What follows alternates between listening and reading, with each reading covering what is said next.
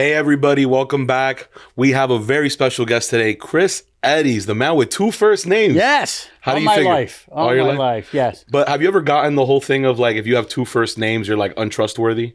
No, I never heard Never? that. No. Really? And what was that movie? It was a Will Ferrell movie where he's the race car driver. Oh, yeah, yeah. And he has two first names. And in the movie, they're like, never trust a man with two first names.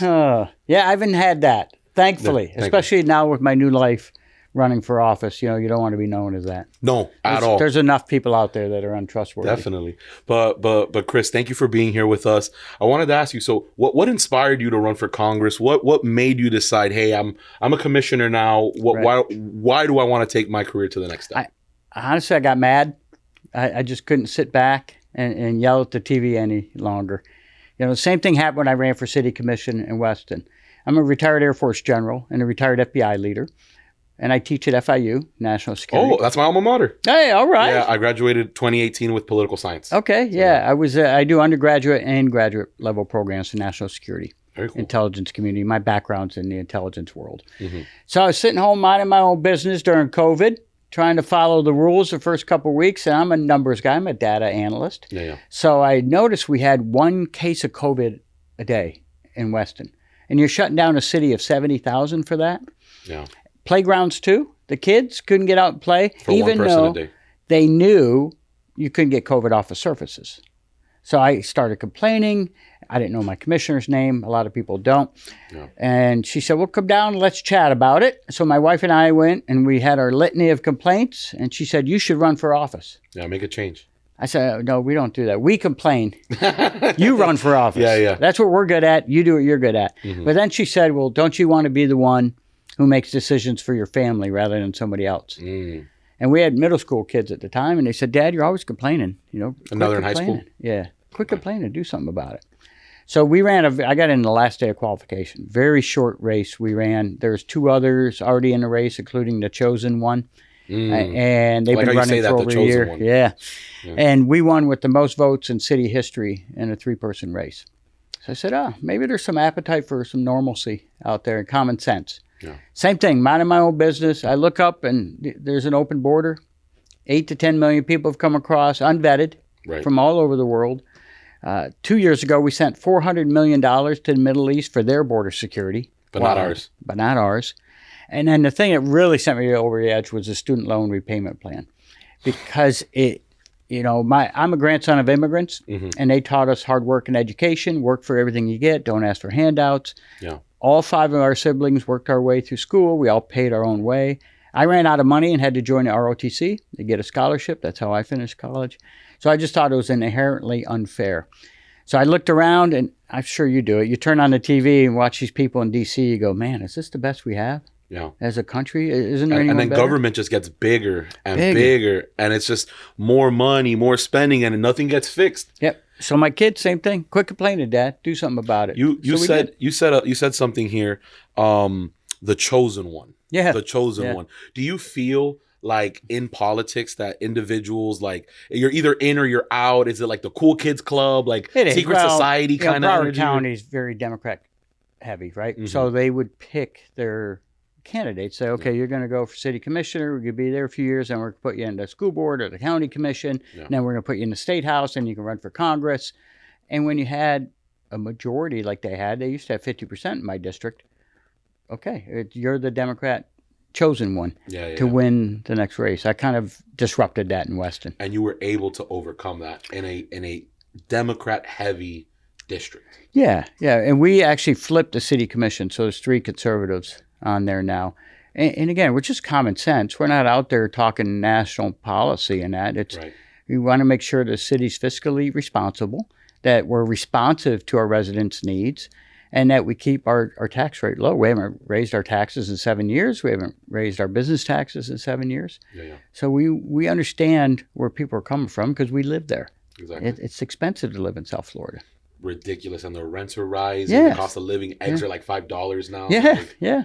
You also said something that caught my attention, which was, I didn't know my commissioner's name. Yeah. I always tell people, like, you have this opinion of politicians, like they're evil, like they're suits, like they're this shadowy figure, but you don't know one. You know what I mean? Like, it's like, oh, I want to run for office.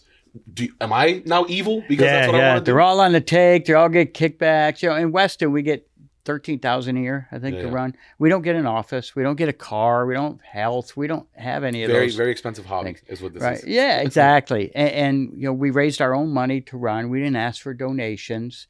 Some candidates, 50 to 100,000, they raised to run for city commission. For a Weston race? For a Weston race. That's we a lot. Spent 7,000, 9,000. Most of our own money. A couple friends chipped in. We didn't know any better. We just said, let's go talk to people. So we ended up going door to door, my wife and I, at least twice. We talked to people, and it worked out. Right. What would you say was your most challenging moment as a commissioner? Well, in Weston, we're a little bit low key compared to some of the other cities in South Florida. We had a parks master plan where we said, what's the future of our parks in Weston? And the bill is $200 million. For me, that's a big chunk. And one of the reasons I ran in Weston is because they proposed a $20 million community center. And our current community center is not being used. So I was against that. Now that price is $40 million. It just keeps going up. Keeps going up. So I was, again, against that. And I got overruled on that. And I hope future commissions are fiscally responsible and decide not to spend $40 million, because then with that, you have maintenance, you have employees, and it doesn't benefit everybody, all 70,000 residents. I think our city's a little different. We don't need to have all the niceties, even though we are a luxury city. We don't need to waste money like that. That's probably been the biggest challenge that we've had. I think most residents appreciate, even if they don't know our name, which most don't, because they're raising a family. They have 2 jobs, whatever. It's not on their radar. It's not. But is their trash picked up? Do the street lights work? Right. Are the streets clean? Is the police present? When you call the firefighters, are they going to be? And we have the lowest crime rate in the whole state of Florida. We're the safest city in the whole state of Florida to live. We're one of the top cities in the whole country to start a business and raise a family. We're always at the top of Forbes, Money Magazine, of the best places to live and work. Nice. Very cool. Now, I want to talk to you a little bit about growing up. What got you into politics? I know that you have your military background, but growing up, what would you say was a defining moment in your life? You could take it as far back. Or I would say, as possible. We grew up in a small town near Buffalo, New York, and we had to go out and make money as kids. We're the grandsons and granddaughters of immigrants. So in our family, if you didn't have a job by the time you were 8 years old, you were the slacker. Yeah. So, we had a concession stand. You had to shovel sidewalks. You had to sell wrapping paper door to door. So you're always entrepreneurial growing up. Always just going out and hustling, right? Nobody's going to give you anything. You have to work for it. And we were definitely lower class, right? And when we grew up, but we realized that value of education. I think the defining moment was my freshman year in college. I got my tuition bill for $800, whatever it was for that. What do you semester. think that would be now? Probably 4,000 at that same rate, because that was only a partial semester. And I gave that to my dad, and he says, what am I supposed to do with this? Like, Dad, I need you to pay this. Like, message received, right? Because everybody else is paying their own way. So I had to work a full-time job in college and sit desk and whatever it took. Became an RA to get a free room and get off the meal plan, and then ultimately had to join the ROTC to pay my college bills. So that we were always self-sufficient in my family, but that kind of set me on that track that you got to look out for yourself. And that right there in college is where you started getting involved in the military, and that's where you, right? That's right. Where that all 2 years of ROTC, not even at my own school because it was so small we didn't have one. I had to go to Akron 1 year and then Bowling Green in Ohio for my Akron, ROTC. like where LeBron's from? Yeah. Okay. Yeah. Very cool. Yeah. He owns that place. Yeah, that's for sure. Yeah, so that's how it started. And after I remember my senior year, everybody's filling out resumes. I didn't have to do any of that. I had an Air Force job waiting for me when I got out. So would you say at that moment you were dealing with a lot of adversity? Yeah, I mean, there's people that have it worse. There's no doubt. I mean, we had 2 parents in our house that loved us very much. We had family a few blocks away, just the old school, right? The immigrant families, everybody lives around each other.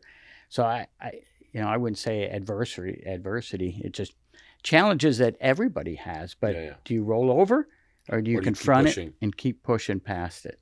I feel like, so my brother's turning 18 now. He's a Gen Z, and I feel like kids growing up now, like, don't have that, not that desire, because there is a desire to change the world, but like that gumption of, man, I'm just gonna keep going. They just kind of like, yeah, I'm okay, I'm content with it. Yeah, the content. What would you say to young folks, right? Maybe people that aren't politically active, people that don't care too much. What would you tell them? How do we convince people to come to our side? Well, yesterday was Father's Day. Right. And I'm not into cards or presents. I don't need any of that stuff. I just like to hang out with the kids. And I have an 18 or 14-year-old. And they said, what do you want? I said, you know what I want you to do? I want you to be able to give back to your community one day. There's always people worse off than you. Definitely. So depending on where you are in life, there's always somebody else struggling more than you. And once you give back a little bit, it makes you feel better about yourself. Even my son, I left him today. He walks dogs for a living, makes pretty good income doing that. And I saw him on the bed. He's playing his chess online. I said, go out and, see the world. Get out there. Get out. He goes, I will. I'm resting. But I think this generation, they're all smart. There's no doubt about that. And they're hard workers at what they're passionate about. But if they're not passionate about it, they're not going to do it. When we graduated, you got a job right away. Yeah. My 14-year-old, a few years ago, she says, Dad, how old do you got to be before you know what you want to do with your life? And I said, well, it's 20, 21 when I went to school. You worked. Now, my nephews and nieces are trying this, they're trying that, they're traveling. I said, maybe 30. And she goes, oh, good. I thought it was 10th grade. I said, no. Just, it happens when it happens. It happens when it happens. But always give back to your community, whatever that may be. Yeah. But on this point of adversity, right? Like, what would you say is a moment in your life where you were confronted with a hard situation, and how did you deal with it? I made a mistake in college. I was in a fraternity and in ROTC. Saturday morning. That's like being in two fraternities. I was supposed to go educate the younger cadets on how to drill and how to march and what their commands are. And I forgot. Saturday morning, I was supposed to be in Akron at 7 a.m., 8 a.m. And at about 9 a.m., you ever have that feeling? You're like, oh, I got to do something. Oh, my God, I forgot. So what do I do? So you're going through in your head, man, I'm sick. I'm in the hospital. You're just trying to figure it out. I got in a car accident. I got a flat tire. And I called the colonel up and I said, I forgot. You were accountable. I said, honestly, I just forgot. I could give you an excuse, but there's no excuse. He said, I appreciate your honesty. He says, it's not acceptable what you did, right, but I appreciate your honesty. And that taught me early on, and I should have learned it earlier, that if you just tell people you messed up, they feel good about that, right? So throughout my whole Air Force and FBI career, whenever I made a mistake, I made sure I went to my bosses first and said, you know what, I messed up. Here's why, and here's what I'm going to try to do to fix it and make sure it doesn't happen again, rather than try to be evasive and blame it on somebody else. That's an interesting point, because that's you're talking about accountability, right? And in your industry, accountability is kind of like, you could point the finger at, oh, it's not my fault, it's this guy's fault. Yeah. So what would you say to, or rather, what kind of elected official do you strive to be? Because I can imagine you carry that accountability into your work. Yeah, you have to be ethical. These people that, even when you run for office, the way the rules are is you could put your kids on the payroll. My kid's handing out flyers. I'm going to pay him $3,000 a month.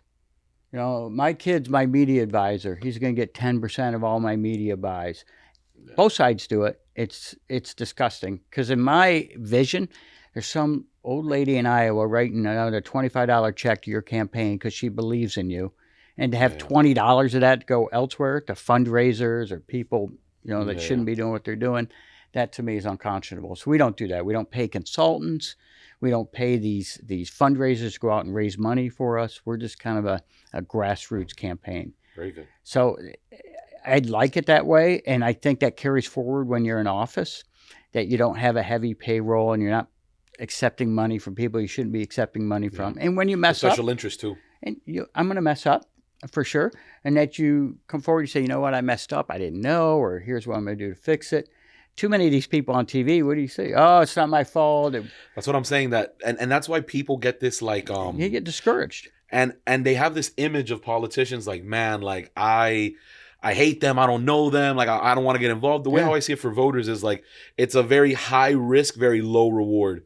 The risk of I'm going to waste my time. I'm going to get my hopes up. And the reward is very low. Like, I'm not going to see tangible change. Yeah. So that's why the participation's so low. Like, I think the last few presidents too, even going back to President Obama, people were really hopeful, and maybe this will unite our country, and it didn't. Mm-hmm. President Trump, it didn't, and President Biden, they tend to go to one side or the other instead of where most of the public is, right? They want balanced budgets, they want a secure border, they want low inflation. Very common sense things. Common sense things. They don't want senators with gold bars in their home and $500,000 in cash, right? That just doesn't smell right to them. There's no way. Or wads of cash under your bed. And instead of just saying, "Yeah, you caught me," oh no, it's all normal. No, that's my culture. I just do that. Everybody does it, and they don't want a 90-year-old being pushed in a wheelchair in Congress that doesn't have power of attorney over their own expenses, but they are in charge of $1 trillion budget. No. So I'm a term limit guy. Do your work and come home.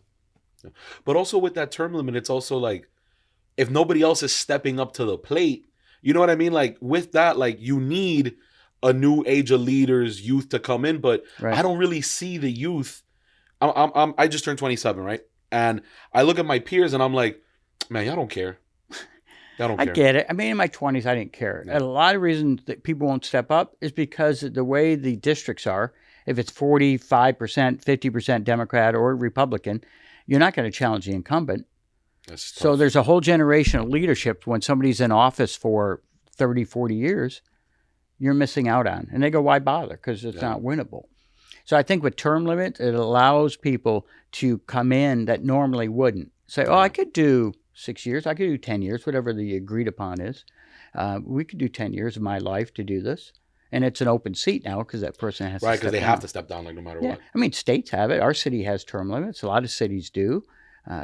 Certainly our governor has term limits. But there are no term limits in Congress, right? There are none, according to the Constitution. So you need a constitutional change. And most people don't want to vote themselves out of office. Right. I will be one to be happy to start that trend. And obviously, you've worked with Republicans, you've worked with Democrats. How is that process of compromising? Right? Do you feel like you're always the one that has to initiate it, or is there like a hesitation for Democrats to come and work with you? Like, how does that go? Because obviously, you might have won, say, 51%, but there's a whole 49% of people that didn't vote for you. I'll tell you. So how do you in Weston, where it's very congenial, right? So I lost a couple of the votes that I really wanted, that I believe fiscally conservative were responsible. Afterwards, we're still friends, acquaintances.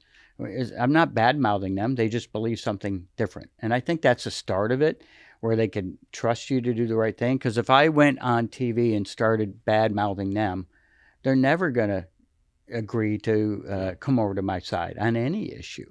You create that dichotomy automatically. Now, in Congress, and one of my issues with the current incumbent is that it's 40% Democrats. I would claim that she doesn't even represent 5 or 10% of those Democrats. It's the most extreme side of it. So when I'm elected, I have to represent 40% of my district that are Democrats. Definitely. Right? Not just say, well, I'm only going to be with the Republicans. Or be with the ones that voted for me or supported me. You represent the entire district. And I think people want representatives that represent their district and not the Washington district. Yeah. So how do you, I guess my question is, like, how does one be, like, you weren't born a politician. Right. You obviously became one. You get socialized into this role. So how does somebody maintain their integrity without becoming a part of that institution? Sure. I think it's in you, or from an early age, honestly. That money, the saying, money only makes you more of who you are. So if you're, a dirtbag and you get a lot of money, you're going to be a bigger dirtbag if you're a nice guy. I think the same is true in politics, that your morals and ethics don't change that much, and they shouldn't, right? Your core beliefs shouldn't change just based on your job. Yeah. I have had a lifetime of service in the Air Force and FBI, so I've been in those positions, never had one complaint against me for any type of EEO, any type of hiring practices. We make sure we treat all of our people with respect. And you got to be present. I'm not an office guy. I like to walk around wherever I was, so people know they could come up and tell me their problems. The same thing in the city and in the district. I'm out there talking to businesses. I know our businesses are struggling now. Most of our businesses are month to month with payroll. And people are cutting back. I hear it in all lines of industry. So you might not see it in the numbers, and the reason that is because people are living off of credit card debt now, 1.3 trillion. I was seeing that. Do you watch Patrick Davis? Do you know who that is? No, I don't watch. Okay, Valuetainment. He's a big podcaster. Right. And he started off in life insurance, and that's what he's saying, that they basically do like these financial analysis, and they're saying, yeah, like people are spending money, but it's all credit. Like everybody's living off credit. It's the highest ever, the highest interest rates on credit card ever, and we're starting to creep into the highest default rate ever for car loans and credit card. People not paying their loans back or their obligations. You know how people are struggling, especially here in South Florida. You know, our inflation in South Florida is the highest in the country. And people are struggling. And you have to be present in the communities to understand that. Right. And you're not going to get that if you're isolated, cooped up in your tower. Right. You know what I mean? Right. So what would you say is the biggest issue in this upcoming election, or rather, you know, I want to ask you, like, for the country, your district, but what would you say is like the biggest issue right now in the country? Well, I think to me it's the budget, because that drives everything else, right? Of course, we have 8 to 10 million people coming across the border. They're streaming thousands and thousands every day with no stop. So fentanyl, 100,000 overdose deaths last year, 100,000 unaccompanied children coming through the border last year. Unaccompanied. So you have an 8-year-old girl showing up at the border with a phone number, and ICE calls that phone number, and the guy, oh yeah, I'm her uncle. You don't know that's her uncle. Yeah. And DHS lost track of 85,000 of those kids last year. So you have to secure the border, but everything's tied to the budget. Last year we spent $800 billion in interest on the debt. Just just paying off back our own debt, or the interest that accrued. Interest that accrued. So it's not, it's the debt on, just like your credit card. If you're only paying your interest. Yeah, your debt's debt. Yeah, your debt's debt. You're in trouble as a country. So I don't know how we can afford 8 to 10 more million people to come in and try to take care of them when we're $1 trillion in debt every single year. So I think a lot of it is tied to the budget, the bloat of the federal government, the control the federal government has over people's daily lives, telling you what kind of car you should drive. I have a Tesla. I love it. Nobody forced me to buy it. You're electric too? Yes, sir. No. Yes, sir. We don't pay no gas. I have 38 panels on my roof, solar panels. Okay. Nobody forced me to do that, yeah. Right? It's my decision. And that's why I think everybody I talk to, inflation's their number one concern. They just want to live their lives and leave the government out of it. Man, I'll tell you, I never knew how much the government impacted your life until I started like studying it, and I caught the political bug, right? But most people just have this like this disdain, like, man, I don't even want to mess with that stuff. How would you, I guess, you know, from a campaigning standpoint, we call it activating the voter, right? But how would you instill that sense of participation? I want you involved. Like, how would you go about that?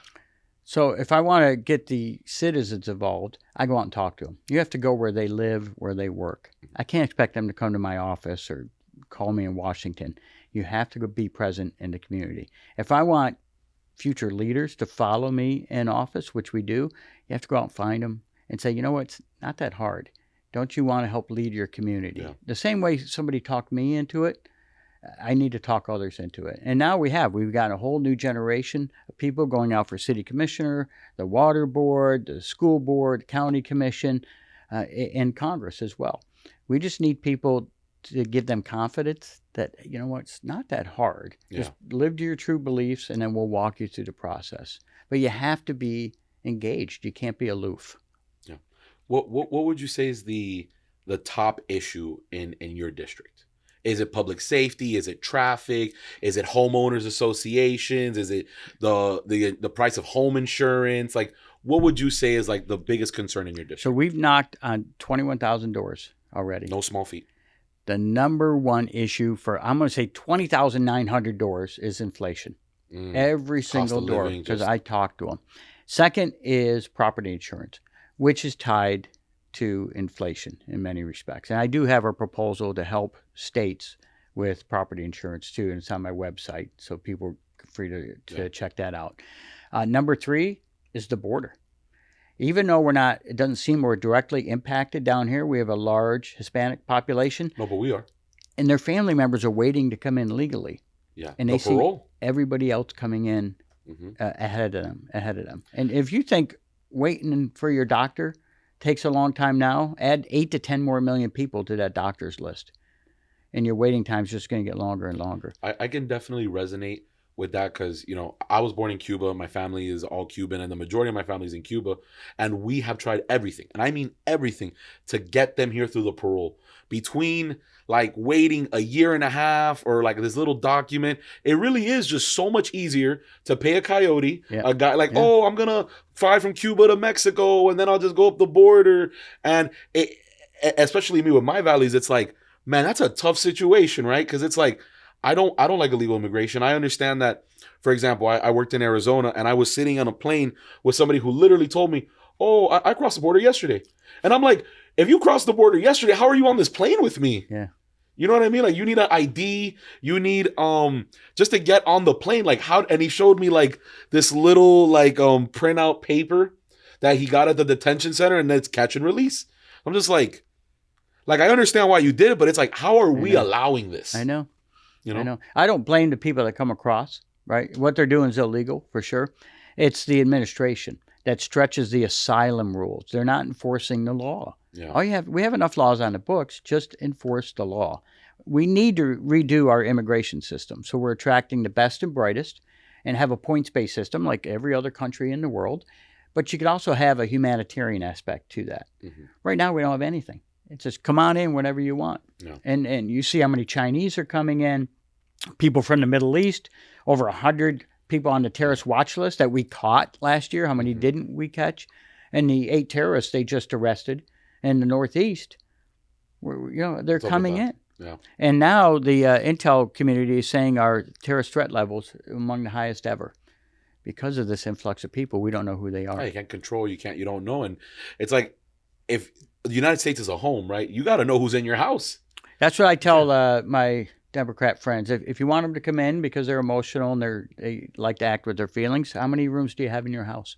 Yeah. You got 3 extra bedrooms? Okay, there you go. And are you giving it to strangers? Yeah, no, they're not. No. Why are you living in a gated community with walls, yet you won't let this country have those same rules? Really? And, man, what was I going to say? It was about, man, I had a little brain fart here. No, se me fue. But yeah, so those are the 3 issues: inflation, insurance, border. Almost the fourth, or it's kind of wrapped up as the chaos in Washington. They don't like the incivility that nothing seems to get done up there. All they're doing is sniping on both sides. You get the extremists on TV. They don't put normal people like me on TV. No, it's not. Boring. It's not. Unfortunately, it's not sexy, man. Yeah, I'm too boring. What was that AO that the other girl said? The big body back butch. Oh my god. Yeah, so that made some. That I'll be honest. That was funny. Yeah, but not funny. No, it's not funny. But what she said was funny. But that's not the place. That's not the quorum. That's no. And you see why people don't want to get involved in politics. They don't want anything to do with that. Yeah, man. ¿Qué te iba a decir? Okay. Would you say in Broward, right? Obviously being a higher Democrat, the most Democratic county in Florida, what do you think is what pulls somebody to jump party? Like, because most people, most voters are slate. This is my party. I'm just gonna R or D. Sure. What would make somebody go from D to R and then inversely R to D? And those numbers are moving, by the way. The Democrats lost 4% in the county and 4% in my district in the last 4 years. That's a huge drop. Yeah. People are aging out. They're re-registering, or new people are coming into the community. I'll give you this stat. In the last 2 weeks, I just checked yesterday, in Broward County, Democrats gained 90 voters. Republicans and independents gained almost 1,000. Yeah, so they're just like out registering people, 10 to 1, really. And why is that happening? And we talk to Democrats. They go, this is not my party anymore. They used to say it's not the party of Kennedy. It's not even the party of Clinton anymore. When you're talking about doing surgery, transgender surgeries on children, even without the parents' permission, it's a little wild. They understand that's not their party anymore. So we talk to a lot of them. We re-register a lot of them that say I'm more of a Republican now, or I'm more of an independent. But those things shift, right? Like the identity of parties, like with the times shift. And at least from what I can tell, like for example, in 2016, I voted for Hillary. Mm-hmm. And then in 2020, I voted for Trump. So I saw like my own values kind of progress. And then I have this record. I'm like, man, I'll never vote for the right president. Like, I'll never win. Well, part of it, you talk about the identity of the parties. You know, the Democrat Party seems to be the party of the elite liberals now on both coasts. New York, the Hollywood elite set. And middle America, the working class, seems to be the party of Republicans now. Because they're the ones that are pushing to improve their daily lives and get the government out of their daily lives, where the Democrats are telling you how to live your life, what you can eat, what you can't eat, who you can hang out with, who you can associate with, and what you're allowed to say, what you can't say anymore, what word is now in favor, this word is not in favor. That's all the word police. That's not coming from Republicans. You know, we're a free speech party. And it's so interesting because the amount of minorities becoming Republicans is astonishing. Like when I was out in Arizona, like Florida, I would say is in general more red than blue. But for example, when you go to like Georgia or Arizona, it's like a really purple state. Like you'll have one person that's super Trump, and then their neighbor has like a bunch of flags out and just, you know what I'm saying? Like, and their neighbors, like they're right there. So I always thought it was interesting. Like, how does one message to both people, right? Because you obviously want to make your base know, like, man, I'm your guy. I'm a conservative warrior, you know, but that messaging given to a Democrat will be super off-putting. So how do you mitigate the messaging? Well, maybe I'm not a master at that. You know, we are the party, and I'm for families. And a lot of Hispanic families that come up are family-centric. Super. Right? That just want to be left alone to raise their family without the government telling them how to raise their kids.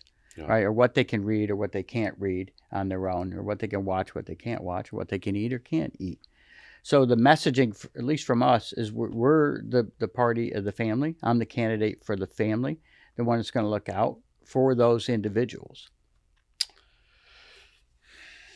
I agree with you there because it's like, especially Hispanics, like that is the group where you're seeing the most small businesses emerge out of. And it's like, if you're going to tell me, and I don't know you, and you're going to tell me, hey, you can't move like this, we won't take too kindly to that. No, and that's just not Hispanics, that's African Americans, that's Asians. Yeah, it's everybody. I mean, I speak to a lot of Jamaicans and Haitians, and they might be registered Democrat, but they don't think Democrat, right? No. They don't want that extremist side of the party. They want somebody that's going to represent their interests. And that's why we're seeing a lot of these people move to our side. Now, they might vote for President Biden, I don't know, but you know, they're going to definitely vote, local stuff. That goes back to my question about how does one, most people slate. Yep. How do you jump that? You got to be present. If they meet me and see me in person, they see me out and about. I got a text 2 days ago now from a Democrat. She goes, I voted for Congressman Wasserman Schultz my entire life, but not this time. You're a nice person. I've met you. I'm going to vote for you. And that's all it takes. You know, if they see that I'm a regular, normal person, not a career politician, that I'm trying to do it for the right reasons. Listen, I've had my job titles. I've had my careers. I've had my money. I don't need the money. I don't need to be called congressman. But I don't want to wake up 20 years from now and saying, I wish I could have done something to help save the country. Yeah. I feel you. And that kind of goes back to one of the questions I wanted to ask you about where do you get your motivation from? I know you told me the story of you and your wife and how, hey, you should do something about it and you were just complaining, but is it like an internal driving force or is it external? I've always been patriotic. You know, growing up in a small town, you have flags everywhere, you have parades everywhere. Look what this country afforded me and my family. And you probably feel the same way. Yeah. That you can't go to anywhere else in this world and assimilate and have the success that you can have if you work hard, right? If you work hard and things go your way and you persist, things could happen. It's a land of opportunity, not the land of guarantees. It's a land of opportunity. So for my grandparents to come all that way across the ocean on a boat from Lebanon to Ellis Island and say, well, we're going to start over. And to have their kids be successful. All 5 of our siblings have master's degrees in my family. My sister and I have PhDs. And my mom and dad had master's degrees in the 50s. For a woman to have a master's degree, that's what they stress is education. So it's that work ethic that's instilled when you're young that you can be better in life. And now that we've achieved some level of success, and I told my kids yesterday, you have to give back. You have to give back to community. And that's what I feel like this is. We have to give back and to help improve our communities. I didn't need to be city commissioner, right? Yeah. I could have sat home and played with the kids and the dog. But the same thing, I don't need to be a congressman, but somebody needs to do something. And, you mentioned the amount of doors that you knock. Can I ask you a question? Mm-hmm.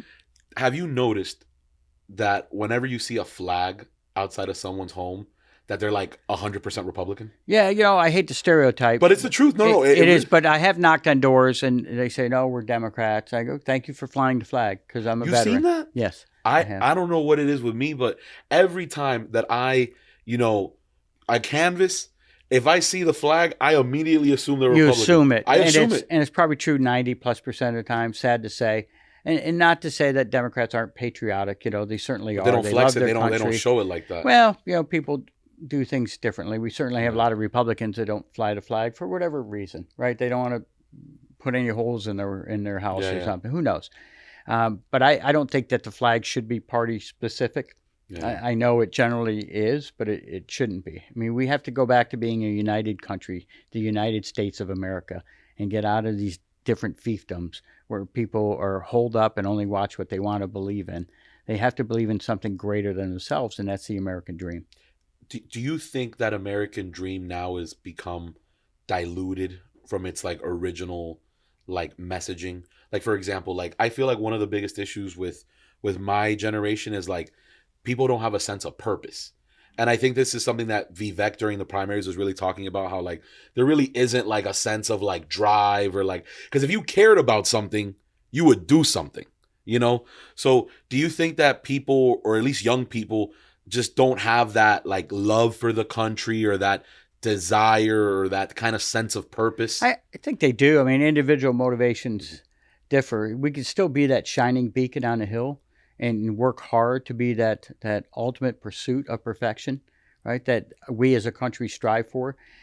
8 to 10 million people came through the border. We're still the place to be in the world. Yeah. And I hope they want to work their own way and not look for government handouts. Now, I know a lot of these cities love to give these newly arriving people they handouts. Get Medicaid, food stamps. They get a chance and to then vote. Before an ID.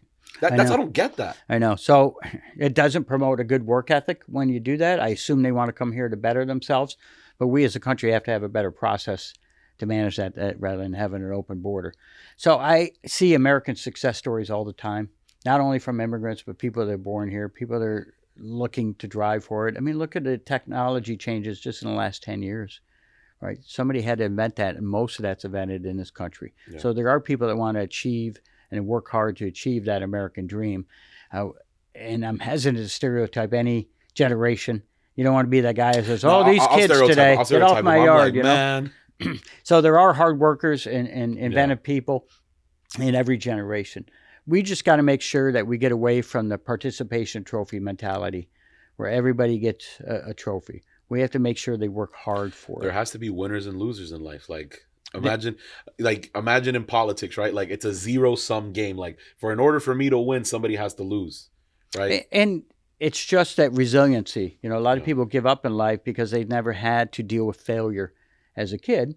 Why? Because you got a trophy, and they're not counting runs in baseball. So it doesn't matter. Just everybody wins, everybody's happy, and everybody gets invited to everybody's birthday party. So there's no arguments or anything. No, so you need to build that resiliency in. I think we did well with our kids doing that. And it's tough because you want to see your kids do well. Yeah. All right. But again, we need to be that good example as parents, as community leaders, that if you work hard, there is something that you can not only achieve for yourself, but give back. And again, we have to work harder to do our founding fathers' intention to form a more perfect union. Yeah. Okay. I want to switch up from the politics. I want to ask you a question. Okay. If you could have any superpower, and don't give me the superhuman strength, let's really think about this. What would you have and why? And then I'll give you mine. I would say I wouldn't want to read minds because sometimes you don't want to know, right, what people are thinking. Yeah, and then you probably get hurt. Then you'll get your feelings hurt. Yeah. Because especially I've been married 20-something years. I don't need to know what my wife's thinking all the time. I always thought flying would be cool because you could get to where you wanted to be. I assume you mean, I can't do teleportation, I can't do anything like that, Yeah, right? yeah. So out of all those, I would think flying. I think every kid has Wants to fly. always dreamed of that as a Definitely. kid. Man, no, check this out. I would love the ability to like shapeshift.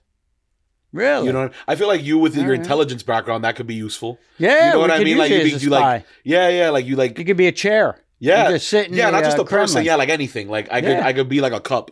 Yeah, we'll And put just you in the listening to Kremlin, something. put you in North Korea, figure out what's going on in that country. No, I'd like to do that one.